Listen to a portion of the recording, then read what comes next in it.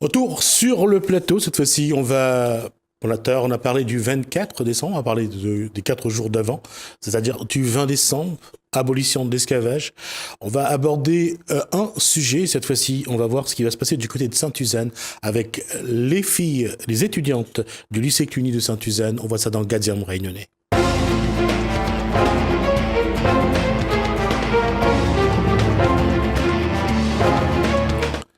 Elles sont deux, elles sont étudiantes. Il y a Karine Grondin, bonsoir. Bonsoir.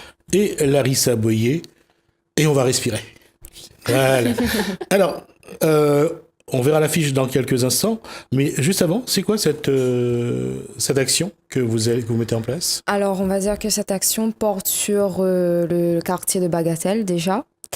C'est une action pour renforcer le lien social de ce quartier qui, depuis des années, a été, on va dire, pas grand-chose. Ouais, votre affiche est à l'écran. Oui, voilà. Donc, pour cet événement-là, on va le faire le 16 décembre avant l'abolition avant le 20 décembre. Il y aura des animations comme contes, jeux longtemps, concerts. Oui. Voilà. Qui se déroulera de 9h à midi. Où ça? Ensuite, sur la salle polyvalente de Bagatelle. Voilà. D'accord. On va faire quelque chose. On va d'abord commencer par vous présenter. Oui. Alors, vous êtes étudiante en BTS DAT, c'est développement animation des territoires ruraux. Qu'est-ce que vous y faites? En fait, l'objectif, c'est de monter des projets en territoires ruraux. Et c'est de développer le territoire de la Réunion, en fait. D'accord. Et donc là, qu'est-ce qu'on y apprend dans cette section de BTS? Alors, la méthodologie de projet, déjà. Ensuite, la communication. Tout ce qui dit page Facebook, réseaux sociaux, tout ça, pour prendre de l'ampleur sur le territoire. Ensuite, il y a tellement de choses aussi qu'on a de la comptabilité. C'est vaste, on va dire. Alors, avant d'approfondir, on va juste faire quelque chose. C'est de se rappeler que le 20 décembre, c'est-à-dire dans un peu moins, dans une semaine, donc ce sera donc le mercredi 20 décembre, c'est donc le 170e anniversaire de l'abolition de l'esclavage. On va se rappeler que la première abolition avait eu lieu bien avant. C'est donc Sardaga qui est venu à La Réunion pour l'instaurer. On rappelle aussi qu'au niveau national, c'est le 8 mai. J'espère pas dire de bêtises, non, le 10 mai, pardon. Le 10 mai, que soit donc cette abolition est officielle donc au niveau national. Pour vous, jeunes filles et jeunes étudiantes, ça représente quoi l'abolition de l'esclavage? Est-ce que vous avez pensé qu'à votre âge aujourd'hui, pensez que vous avez encore des liens avec les esclaves? Est-ce que vous croyez que c'est quelque chose que vous devez aussi vous commémorer? Oui, ça doit se faire ressentir de génération en génération, en fait. Vous le ressentez comment, vous? Déjà, moi, je suis dans un groupe de Maloya. C'est la manière, c'est comment on s'exprime vraiment, en fait. C'est d'où l'on sort. D'accord. Et pour Karine Grondin? Moi, c'est plutôt au niveau, on va dire, on n'est pas très, très culture, en fait, mais c'est au niveau des repas, on va dire. Que ce soit patates bouillies, manioc bouilli, tout ça, on perpétue encore cette tradition-là. Quand on arrive le 20 décembre, on fait ça. Et est-ce que cette génération-là s'informe sur ce qui s'est passé avant, pendant et après l'abolition de l'esclavage? Est-ce que vous savez comment ils ont vécu? Est-ce que vous avez appris comment ils ont été traités avant, pendant et après? Est-ce que ça vous intéresse? Oui, ça m'a intéressée. Après, au fil des années, non, du tout. Mais je veux dire qu'en grandissant, on essaie de retrouver nos racines quand même.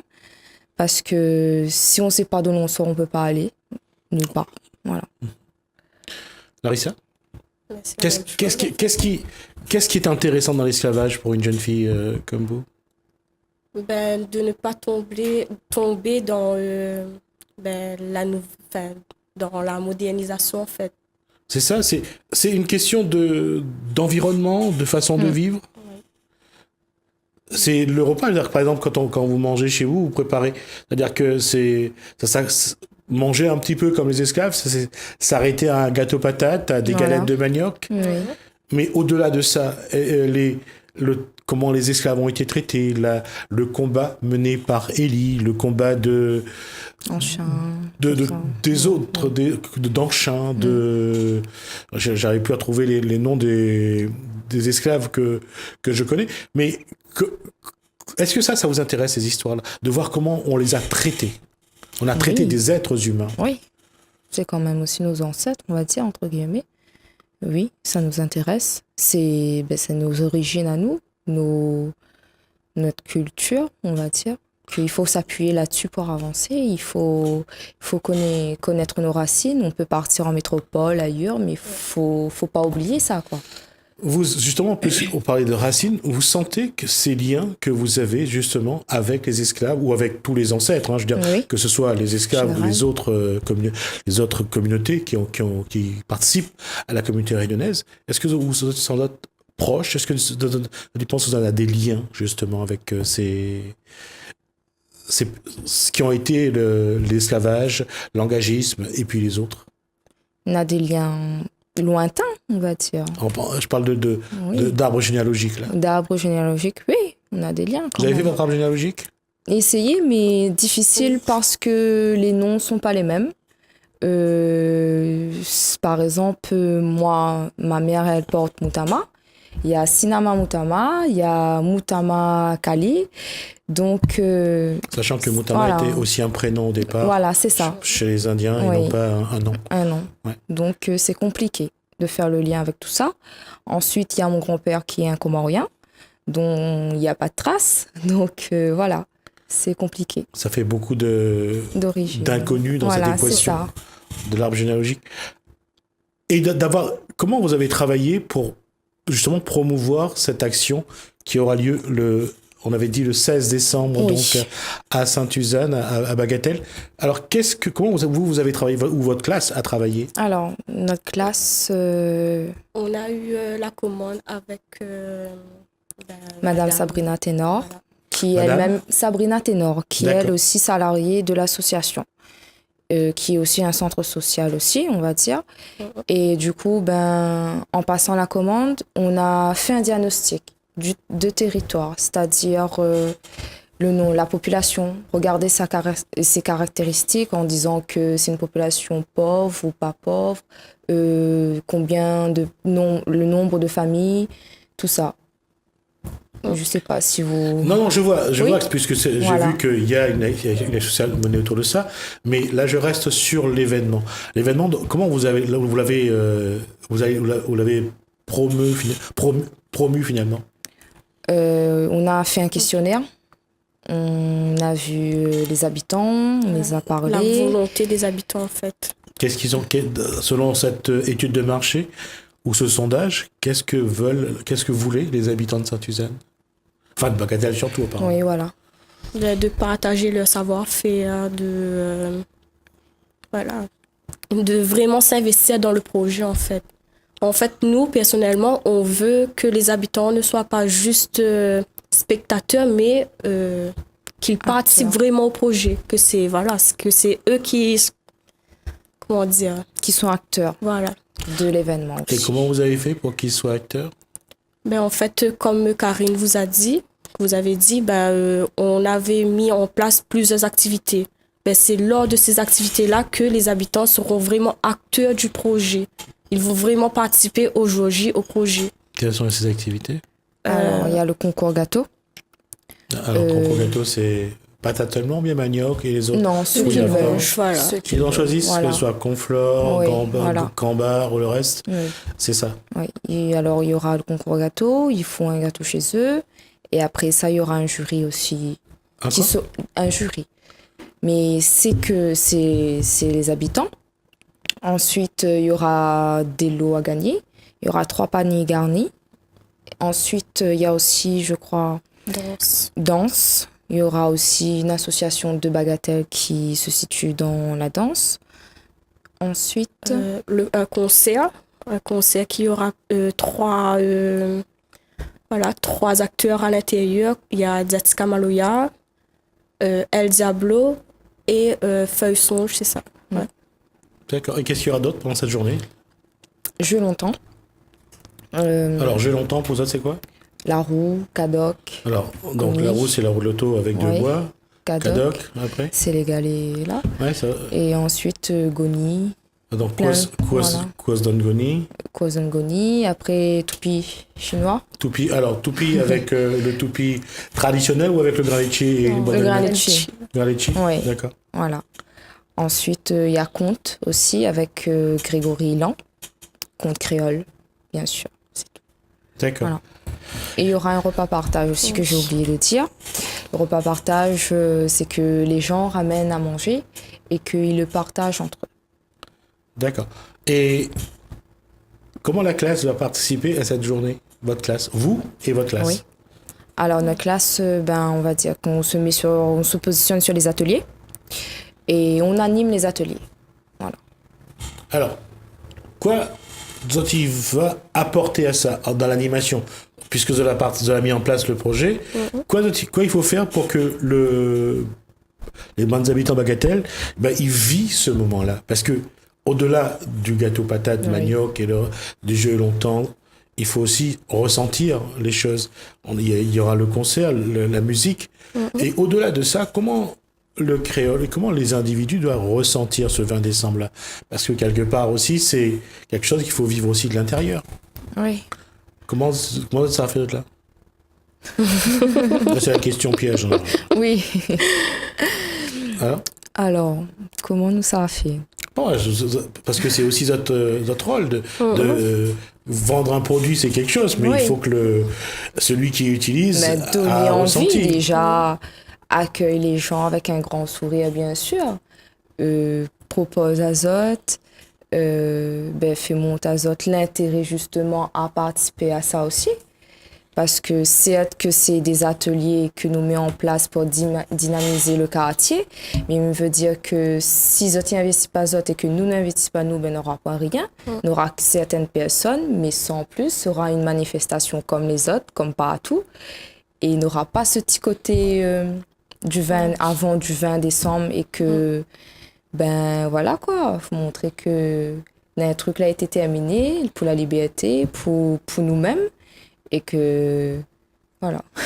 À travers ça, est-ce que aujourd'hui, le créole, le réunionnais, enfin quand même dit le réunionnais, c'est l'ensemble des gens qui vivent à La Réunion, est-ce que vous êtes toujours conscient que l'esclavage, ça a été aboli il y a seulement 170 ans. Est-ce qu'il y a toujours des liens? Est-ce qu'il y a une volonté de continuer ou essayer de toujours se souvenir? Est-ce que ça vous a ressenti ou pas? Ou les gens les plus dans un petit problème quotidien, à savoir quand tu vas manger le midi, le soir, est-ce que vous allez gagner, profiter des promotions, des soldes, ou bien vous pensez que l'individu, et comme ça d'ailleurs, est dans une quête un petit peu spirituelle, de questionnement? Est-ce que vous avez ressenti ça? Non, on n'a pas trop ressenti. Est-ce que vous êtes dans ce questionnement-là, est-ce que vous êtes dans une recherche? Puisque tu parles d'esclavage d'ancêtres, quoi y intéresse de plus?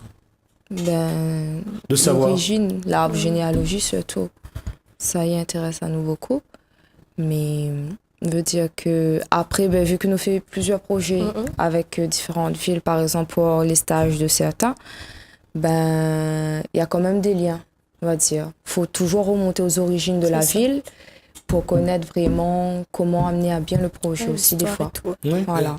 Est-ce que vous avez découvert que, en tout cas c'est ce que dit le maire de Sainte-Suzanne, c'est que Sainte-Suzanne aurait été le berceau du peuplement de La Réunion? Est-ce que ça c'est quelque chose que vous y voient? Parce que apparemment les premiers bateaux s'arrêtaient aussi au niveau de Sainte-Suzanne. À la marine, oui. Oui. Et puis il y a quelque chose que Sainte-Suzanne a et qu'aucune ville n'a à La Réunion. Le phare de C'est Sainte-Suzanne. le phare. Et ça aussi, est-ce que ça vous donne un petit peu de dire que finalement l'histoire, elle continue, mais elle n'est pas figée et qu'elle est toujours en mouvement? Ça aussi, c'est quelque chose que tu vis? Oui, c'est ça. Mais déjà, le 20 décembre, le 20 décembre reste le 20 décembre. Oui. Tout le monde veut participer au 20 décembre. Enfin, les personnes qui vraiment, la tradition est vraiment ici, quoi, dans le cœur. Après, il y a beaucoup d'associations aussi, justement, qui manifestent ce jour-là aussi dans Sainte-Suzanne. Il y a quand même beaucoup. Quels sont les autres projets que vous avez fait jusqu'à maintenant, dont vous avez fait la promotion? Alors, ben, avec l'association Caillasse, l'année dernière, vous avez un projet pour faire un village des origines sur la marine. Et c'était de retracer l'histoire, on va dire, de faire montrer, d'accueillir les gens pour qu'ils dorment dans des maisons en paille, pour faire vivre vraiment la réalité des choses, comment c'était avant. Voilà. On a travaillé là-dessus. Et ça... Ça n'a pas été abouti, non. Ça n'a pas abouti? Non. D'accord. C'était la paille-canne? Oui. Ou c'était du vétiver?